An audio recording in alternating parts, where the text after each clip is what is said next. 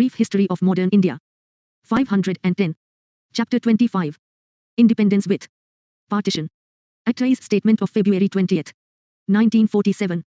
Clement Attlee, the British Prime Minister, sensing the trouble all around, made an announcement on February 20, 1947. The British House of Commons declared the British intention of leaving the Indian subcontinent. Main points of Attai's statement. A deadline of 30th June 1948 was fixed for transfer of power even if the Indian politicians had not agreed by that time on the constitution.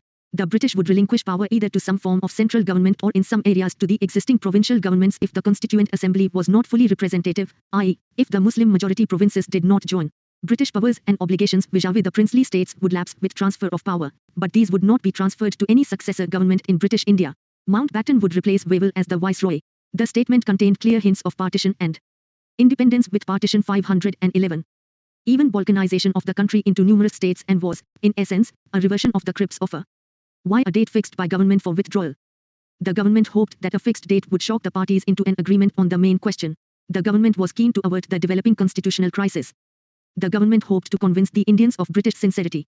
The truth in Wavell's assessment could no longer be denied, that an irreversible decline of the government's authority had taken place. Congress stand the provision of transfer of power to more than one centre was acceptable to Congress because it meant that the existing assembly could go ahead and frame a constitution for the areas represented by it, and it offered a way out of the existing deadlock. But the illusory hopes of a settlement were soon shattered as the statement proved to be a prelude to the final showdown. The League launched a civil disobedience movement to overthrow the coalition government in Punjab, as it felt emboldened by the statement. Independence and partition. The communal riots and the unworkability of the Congress League coalition compelled many in early 1947 to think in terms of accepting the so far unthinkable idea of partition. The most insistent demand now came from the Hindu and Sikh communal groups in Bengal and Punjab who were alarmed at the prospect of compulsory grouping which might find them in Pakistan. The Hindu Mahasabha in Bengal was assessing the feasibility of a separate Hindu province in West Bengal. On 10 March 1947, Nehru stated that the cabinet missions was the best solution if carried out. The only real alternative was the partition of Punjab and Bengal. 512 A Brief History of Modern India. In April 1947, the Congress President, Kripalani, communicated to the Viceroy, rather than have a battle, we shall let them have their Pakistan provided you allow Bengal and Punjab to be partitioned in a fair manner. Mountbatten as the Viceroy. Mountbatten proved more firm and quick in taking decisions than his predecessors because he was informally given more powers to decide things on the spot. He also had the advantage of the firm decision of the British government to quit at the earliest. His task was to explore the options of unity and division till October 1947 and then advise the British government on the form of transfer of power. But he soon discovered that the broad contours of the scenario to emerge were discernible even before he came to India. The cabinet mission plan was a dead horse, and Jinnah was obstinate about not settling for anything less than a sovereign state. But a serious attempt at unity would involve supporting those forces which wanted a unified India and countering those who opposed it. Mountbatten preferred to woo both sides. Mountbatten Plan, 3 June 1947. The freedom with partition formula was coming to be widely accepted well before Mountbatten arrived in India. One major innovation, actually suggested by V.P. Menon, was the immediate transfer of power on the basis of grant of dominion status, with a right of secession, thus obviating the need to wait for an agreement in the Constituent Assembly on a new political structure. Main points. The important points of the plan were as follows. Punjab and Bengal legislative assemblies would meet in two groups, Hindus and Muslims, to vote for partition. If a simple majority of either group voted for partition, then these provinces would be partitioned. In case of partition, two dominions and two constituent assemblies would be created. Sindh would take its own decision. Referendums in NWFP and Sylhet district of Bengal would decide the fate of these areas. Independence with partition. 513. View. There is, however, no basis for the claim that the civil disobedience movement directly led to independence. The campaigns of Gandhi came to an ignoble end about 14 years before India achieved independence. During the First World War, the Indian revolutionaries sought to take advantage of German help in the shape of war materials to free the country by armed revolt. But the attempt did not succeed. During the Second World War, Subhas Bose followed the same method and created the INA. In spite of brilliant planning and initial success, the violent campaigns of Subhas Bose failed. The battles for India's freedom were also being fought against Britain, though indirectly, by Hitler in Europe and Japan in Asia. None of these scored direct success, but few would deny that it was the cumulative effect of all the three that brought freedom to India. In particular, the revelations made by the INA trial, and the reaction it produced in India, made it quite plain to the British, already exhausted by the war, that they could no longer depend upon the loyalty of the sepoys for maintaining their authority in India. This had probably the greatest influence upon their final decision to quit India. R.C. Mazumdar. Since the Congress had conceded a unified India, all their other points would be met, namely, I. Independence for princely states ruled out, they would join either India or Pakistan. 2. Independence for Bengal ruled out. 3. Accession of Hyderabad to Pakistan ruled out. Mountbatten supported the Congress on this. 4. freedom to come on 15 August 1947, and we, a boundary commission to be set up if partition was to be effected. Thus, the League's demand was conceded to the extent that Pakistan would be created and the Congress position on unity was taken into account to make Pakistan as small as possible. Mountbatten's formula was to divide India but retain maximum unity. Why Congress accepted dominion status? The Congress was willing to accept dominion status despite its being against the Lahore Congress, 1929, spirit because 514 A brief history of modern India. It would ensure a peaceful and quick transfer of power. 2. It was more important for the Congress to assume authority to check the explosive situation, and 3. It would allow for some much-needed continuity in the bureaucracy and the army. For Britain, the dominion status offered a chance to keep India in the Commonwealth, even if temporarily, considering the economic strength, defense potential, and greater value of trade and investment in India. Rationale for an early date, 15 August 1947, Britain wanted to secure Congress agreement to the dominion status. At the same time, the British could escape the responsibility for the communal situation. The plan was put into effect without the slightest delay. The legislative assemblies of Bengal and Punjab decided in favour of partition of these two provinces. Thus, East Bengal and West Punjab joined Pakistan, West Bengal and East Punjab remained with the Indian Union.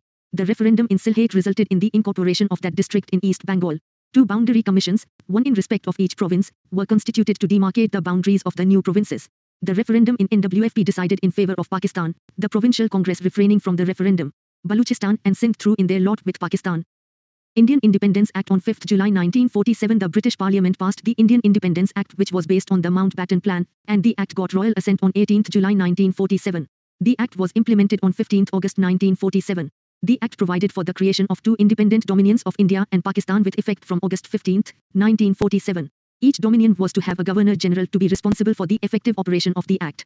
The Constituent Assembly of the each new dominion was to exercise the powers of the legislature of that dominion, and the existing Central Legislative Assembly and the Council of States were to be automatically dissolved.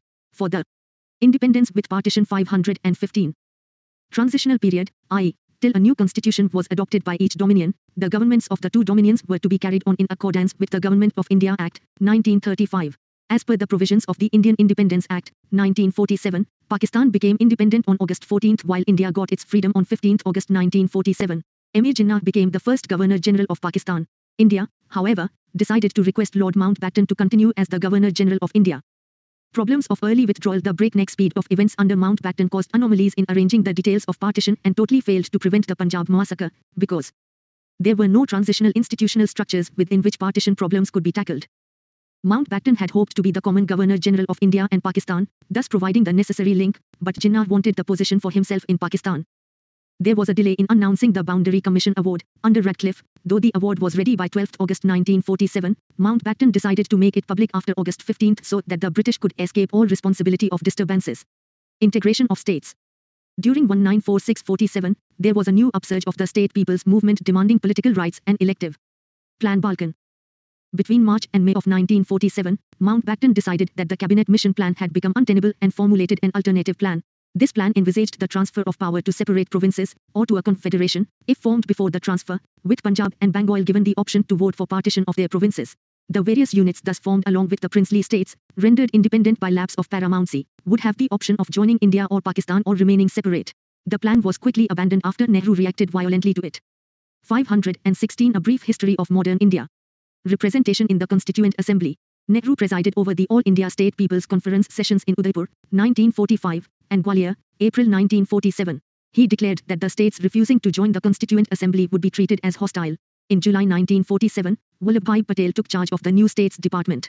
Under Patel, the incorporation of Indian states took place in two phases with a skillful combination of baits and threats of mass pressure in both. Phase I. By 15 August 1947, all states except Kashmir, Hyderabad, and Junagadh had signed an instrument of accession with the Indian government, acknowledging central authority over defence, external affairs, and communication. The princes agreed to this fairly easily because, they were surrendering only what they never had. These three functions had been a part of the British paramountcy, and 2. There was no change in the internal political structure. Phase 2. The second phase involved a much more difficult process of integration of states with neighbouring provinces or into new units like the Kathiawar Union, Vindhya and Madhya Pradesh, Rajasthan or Himachal Pradesh, along with internal constitutional changes in states, which, for some years, retained their old boundaries, Hyderabad, Mysore, Travancore, Cochin. This phase was accomplished within a year. The principal bait offered was a generous privy purse, while some princes were made governors and Rajpramukhs in free India. This rapid political unification of the country after independence was Patel's greatest achievement. Inevitability of partition. Why Congress accepted partition? The Congress was only accepting the inevitable due to the long-term failure to draw the Muslim masses into the national movement. The partition reflects the success-failure dichotomy of the Congress-led anti-imperialist movement. The Congress had a twofold task, I. Structuring diverse independence with Partition 517 classes, communities, groups, and regions into a nation, and 2. Securing independence for this nation. While the Congress succeeded in building up sufficient national consciousness to exert pressure on the British to quit India, it failed to complete the task of welding the nation, especially in integrating the Muslims into the nation. Only an immediate transfer of power could forestall the spread of direct action and communal violence. The views. The British were neither the foes of the Hindus nor friends of the Muslims. They set up Pakistan not as a gesture of friendship towards the Muslims, but under the compulsions of their international policies. Wali Khan. It was not so much that Britain pursued a policy of divide and rule as that the process of devolving power by stages in a politically and socially desperate country was inherently divisive. R.J. Moray. The truth is that we were tired men, and we were getting on in years too. Few of us could stand the prospect of going to prison again, and if we had stood out for a united India as we wished it, prison obviously awaited us. We saw the fires burning in the Punjab and heard every day of the killings. The plan for partition offered a way out and we took it. Jawaharlal Nehru. I felt that if we did not accept partition, India would be split into many bits and would be completely ruined. My experience of office for 1 year convinced me that the way we have been proceeding would lead us to disaster. We would not have had one Pakistan but several. We would have had Pakistan cells in every office. Sardar Patel. Congress, as well as the Muslim League, had accepted partition. The real position was, however, completely different. The acceptance was only in a resolution of the AICC of the Congress and on the register of the Muslim League. The people of India had not accepted partition with free and open minds. Some had accepted it out of sheer anger and resentment and others out of a sense of despair. Maulana Azad. 518 A Brief History of Modern India. Virtual collapse of the interim government also made the notion of Pakistan appear unavoidable.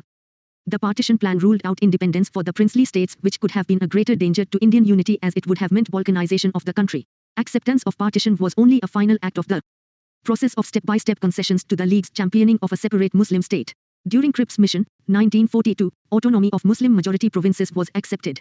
During Gandhi Jinnah talks, 1944, Gandhi accepted the right of self-determination of Muslim-majority provinces. After the Cabinet Mission Plan, 1946, Congress conceded the possibility of Muslim-majority provinces setting up a separate constituent assembly. Later, the Congress accepted, without demur, that grouping was compulsory. December 1946. Official reference to Pakistan came in March 1947, when CWC resolution stated that Punjab, and by implication, Bengal, must be partitioned if the country was divided. With the 3rd June Plan, Congress accepted partition. While loudly asserting the sovereignty of the Constituent Assembly, the Congress quietly accepted compulsory grouping and accepted the partition most of all because it could not stop the communal riots. There was nevertheless much wishful thinking and lack of appreciation of the dynamics of communal feeling by the Congress, especially in Nehru, who stated at various times, once the British left, Hindu-Muslim differences would be patched up and a free, united India would be built up. Partition is only temporary. Partition would be peaceful. Once Pakistan was conceded, what was there to fight for? View. I alone with the help of my secretary and my typewriter won Pakistan for the Muslims. M. A. Jinnah. Independence with Partition 519. The communalism of the 1920s and the 1930s was different from that of the 1940s. Now it was an all-out effort for an assertive, Muslim nation. Congress leadership underestimated the potential of this type of communalism. Gandhi's helplessness. Gandhi felt helpless because there had been a communalization of the people. He had no option but to accept partition because the people wanted it. How could there be a movement to fight communalism involving a communalized people? He asked the congressmen, however, not to accept it in their hearts. Summary. Attai's statement, 20th February 1947, 30th June 1948 as deadline for transfer of power. Power may be transferred to one centre or in some areas to existing provincial governments. Mountbatten Plan 3rd June 1947 Punjab and Bengal assemblies to take decision on partition. Sindh to take its own decision. Referendum to be held in NWFP and Sylhet district. 2 dominions to be created if partition is to take place, with 2 constituent assemblies. Freedom to be granted on 15th August 1947. 18th July 1947 The Indian Independence Act 1947 got royal assent, and it was implemented on 15th August 1947. Why partition was seen to be inevitable. 520 A Brief History of Modern India.